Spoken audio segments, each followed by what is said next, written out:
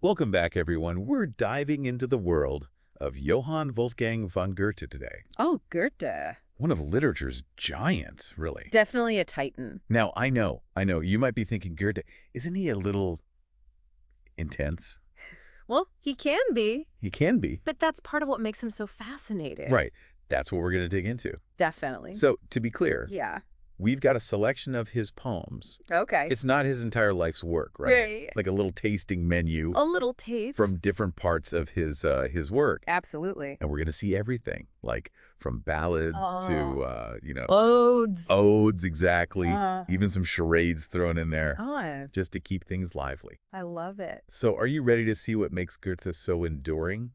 I am. I think a good place to start is with nature. Oh, nature, yeah. Because his connection to nature is really deep. Yeah. And you can see it in all of his work, but poems like In Summer, Yeah. Flower Salute, Yeah. these really capture the joy he finds in nature. Yeah, it's like he's not just describing it. Right. He's almost translating the feeling. Yes. Exactly. Like in Flower Salute, when he talks about the flowers whispering. Oh, I love that one. It's like they have their own little personalities. Right. It's like he gives them this whole secret life. Exactly. Yeah. And so it's like nature's not just a pretty backdrop for him. No. It's like It's this reflection of the human soul. it's a vapor. Yeah. You know, he uses nature to mirror everything, like, from the joy of a summer day. Yeah. But then you see the other side of that in a poem like The Earl King, Oh, yeah. where you have this chilling wind, this misty forest. The Earl King gives me goosebumps every time. Oh, it's so creepy. It's creepy. This mythical creature, like Yeah. luring a child away. Oh, it's terrifying. Yeah, if he's tapping into some primal fear Exactly. It's primal fear. that we all have. Yeah. It's no wonder that poem is still so popular. Oh, it's resonated for centuries It had. because it speaks to this fear of the unknown, the Right. things that are bigger than us. Yeah, yeah. And the way he uses those natural elements, the wind, the mist, like you said, Makes it real. it just pulls you in. Yeah. Makes that fear so immediate. He pulls you right in. That's what makes him such a master. He's a master. But okay, let's shift gears a little bit Okay. from the wildness of nature Yeah. to something a little closer to home. Oh, Okay. oh. Goethe explores it all, right? Sides of it. Passionate, Yeah. playful. Heartbreaking. Yeah, all of it. It's all there. And it's interesting how he uses those same nature images to reflect the different stages. Right. Like, think about the bliss of absence. Oh, yeah, the bliss of absence. Captures that, That longing. that bittersweet When longing. you're separated from someone. Ugh, yeah. That feeling of I just want to hear their voice. You miss them so much. I want to see their face. Yeah. Goethe just nails it. He gets it. He gets it. And then you have a poem like Apparent Death, Oh, which is like almost like a riddle a riddle. about love's cyclical nature. Yeah. The idea that endings can be beginnings. Oh, Just like death can lead to rebirth. It's very playful. for a poem called Apparent Death. I know. It's surprising, Yeah, it is. but it's really clever. It's like he's saying, even in love, Yeah. sometimes you have to let go, You have to let something new grow. Exactly. Oh, I want to ask about the violet. Oh, the violet, yeah. We talked about it earlier, I right? did, yeah. About mirroring human desires. Yes. But I'm a little fuzzy on, the allegory. Okay, so on the surface, Yeah. it's this sweet little poem It is. about a violet yearning for the sun. Yeah, yeah. But think about it. Oh, yeah. The violet, it only gets noticed when it's plucked, when it's enjoyed for a fleeting moment, Yeah. and then discarded. Doesn't that sound a little familiar? Oh, I see it. It's like us chasing validation. Yes. Maybe online, Yes. Exactly. Craving those likes and comments. That little burst of Yeah, attention. Yeah. But is it fulfilling? It's fleeting. Yeah. Yeah. It's not lasting. Goethe was hinting at these deeper truths about human nature.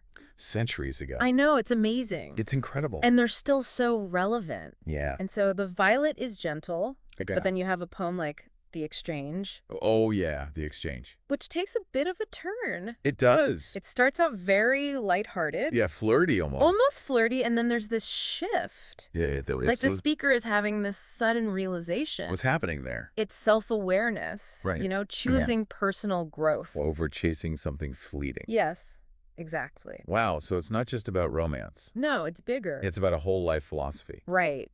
Love, can teach us about ourselves if we pay attention. It can, absolutely. Speaking of intense emotions, Oh, here we go. The Maiden's Lament. Yes. Raw heartbreak. It's raw. It just punches you right in the gut. It does. This is Goethe tackling unrequited love head on. Yeah. And notice how he uses nature again to that's- mirror her inner turmoil. The withering flowers. The barren landscape. Yeah, yeah. It all reflects that devastation.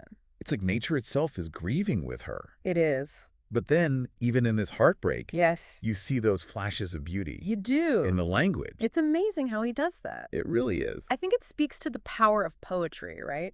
Okay. That even when you're exploring painful experiences, Yeah, there can be beauty. in how it's expressed. Yes, in how it's expressed, understood, shared. It's cathartic. It is. Goethe isn't afraid to show us the full spectrum No, he's of human experience. he's not just a nature poet. He's not just a love poet. Right. He was a keen observer of human nature He was. in all its complexities. Yeah. Yeah, all those complexities. And like you see that in poems like The Contented, Oh, where he's exploring this idea of like, yeah. inner peace. Inner peace. Amidst all of life's struggles. Right, like true happiness comes from within, Exactly. not from chasing external things. It's a pretty radical idea. It is. Even now. Even now. It's like all those mindfulness apps. Oh, yeah. And meditation practices. Yeah. It's like Goethe was ahead of his time. He was. He was tapping into those timeless truths He was. about the human condition. Absolutely. And then, on the other end of the spectrum, Yeah. we have the Merry Council, Oh, the Merry Council. which is just pure fun. pure satire. It is. Where he's poking fun at Yeah. those who judge others, Right. but are blind to their own faults. Oh, so relatable. Isn't it? It is. Yeah. Like, don't we all know somebody like that? We all do. Especially online, right? Oh, especially on People calling each other out for the Yeah. slightest slip-up. for anything. But missing the irony of their own behavior. Deep irony. He's like, Goethe's holding up this mirror He is. to human hypocrisy. And it's hilarious. It is hilarious. But also incredibly insightful. It is. He's reminding us to, Look inward look inward before we judge. before we judge others. Yeah. And speaking of looking inward, Okay. Venitas, venitatum, venitas.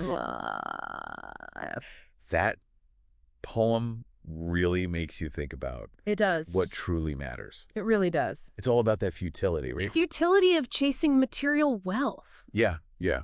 All that glitters isn't gold. It isn't. But even in the cynicism, there's Yeah. humor there. Yeah, it is. He's not being preachy. He's No. just observing Observing. how easily we get caught up Yeah. in chasing these things. Those things that don't really matter. Right. It's like he's saying, Yeah. hey, I get it, but let's not take ourselves too seriously. He's winking at us He is. from across the centuries. I love that. Well, There's this knowingness. yeah, Like he's seen it all. you have. And he's come out the other side With wisdom. with a little bit of wisdom Yeah, yeah. to share.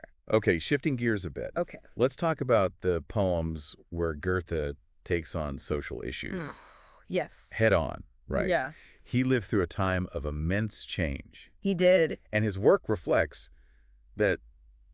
The Are Walking things- Bell and Fateful Eckhart. Oh, those are great examples. What's happening in these poems? These are so interesting because he uses like fantasy allegory to address these real world concerns. Like the Walking Bell Yeah. warns against straying from those societal norms and Yeah. what can happen when you do. It's like a cautionary tale. About going against the grain. Yeah, yeah. It makes you think about It does. conformity, Yeah. rebellion. Repel. When do we follow the rules? Yes. And when do we question them? It's still relevant today.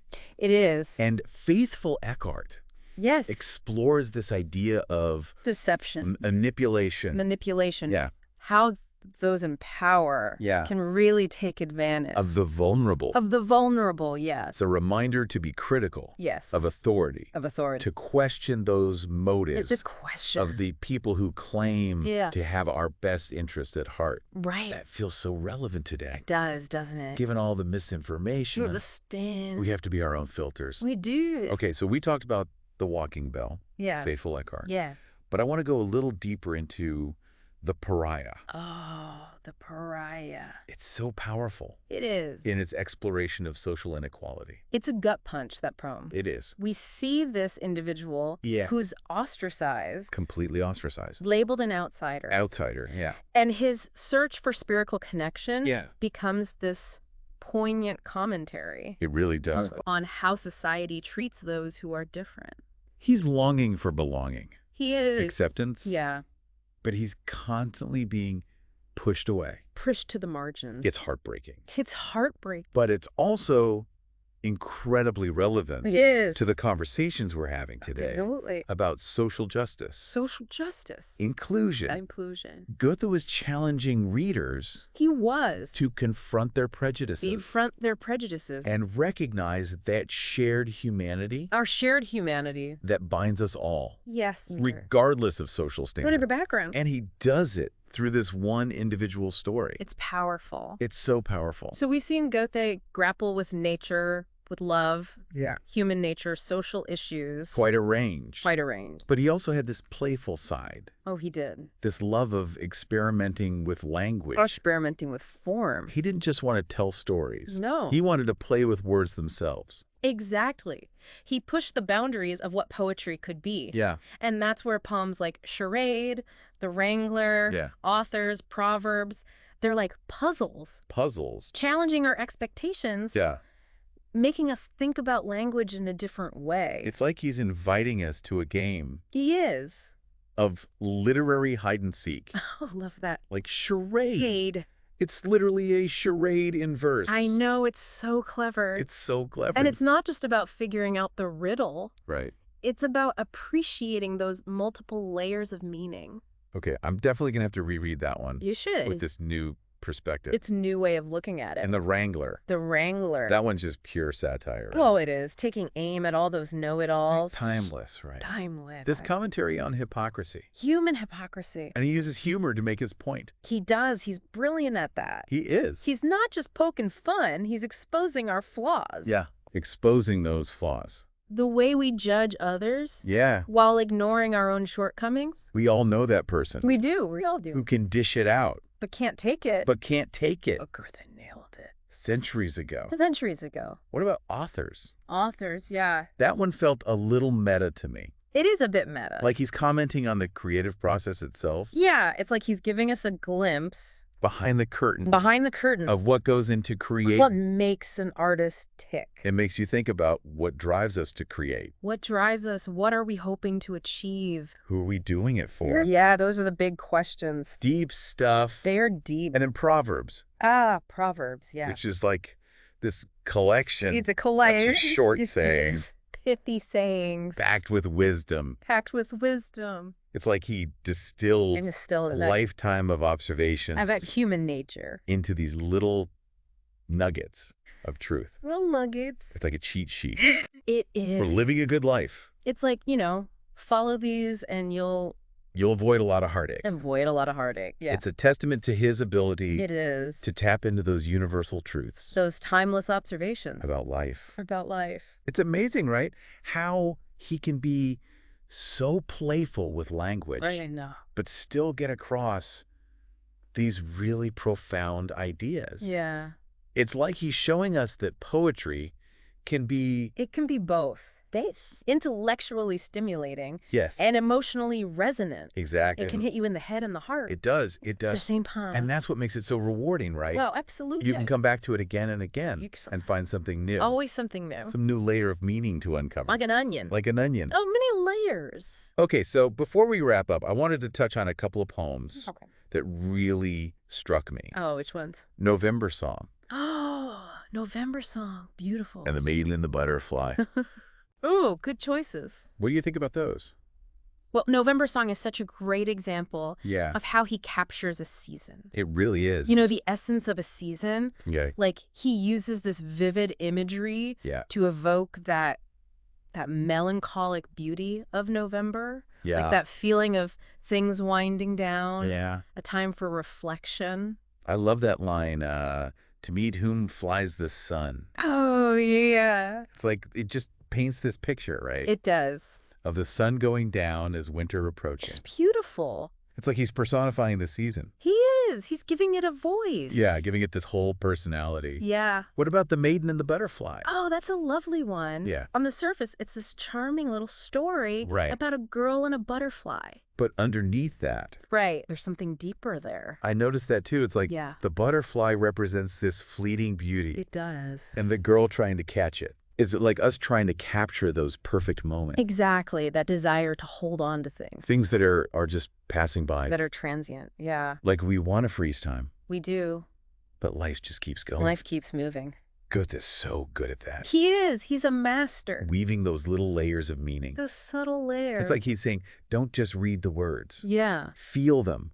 Think about them. Let them spark something in you. That's what makes this deep dive so rewarding. I agree. It's not just about learning stuff. Yeah. It's about connecting. Connecting with this mind. Yeah, with this mind. That grappled with the same questions we still ask. About love, loss. Purpose. Yeah, meaning of life, all of it. The big stuff. The big stuff. And he doesn't give us easy answers. No, he doesn't. But he gives us a way to think about them. Yeah. To engage with those questions in a meaningful way. Like he's giving us permission to be curious. Yes. To question. To explore. Yeah. Don't be afraid of the big questions. Lean into them. Embrace the complexity. Yeah. Find the beauty in both the joy and the sorrow. So as we wrap up this deep dive Yeah. into the heart of Goethe's poetry, What a journey. what's the one thing you hope our listener walks away with? That connection he makes between nature and human experience. Okay. He doesn't just describe nature, he uses it Yeah. to illuminate our emotions, our thoughts, our longings. It's like we're part of something bigger. It is something much bigger And nature holds this mirror to our souls. if we take the time to look. That's beautiful. Thank you. I hope our listener feels inspired I hope so too. to explore more of his work. Maybe even pick up a collection of poems. Yeah, see what speaks to them. Because those poems are like seeds, Okay. each one containing a world. A world waiting to be discovered. And the most rewarding journey is the one you take yourself. That's so true. Yeah. And on that note, I want to leave you with a thought, Okay. inspired by one of Goethe's most famous quotes. I love his quotes. Whatever you can do, or dream you can, begin it. Yes. Boldness has genius, power, and magic in it. Let those words be a reminder Yeah. that the power to create, to explore, to discover. It lies within each of us. It does. So go forth and embrace the world With a sense of wonder. with a sense of wonder and possibility. Yes. Thank you for joining us on this deep dive It's been a pleasure. into the world of Goethe. Until next time, Keep exploring, keep questioning, keep seeking those sparks of beauty. and meaning in the world around you.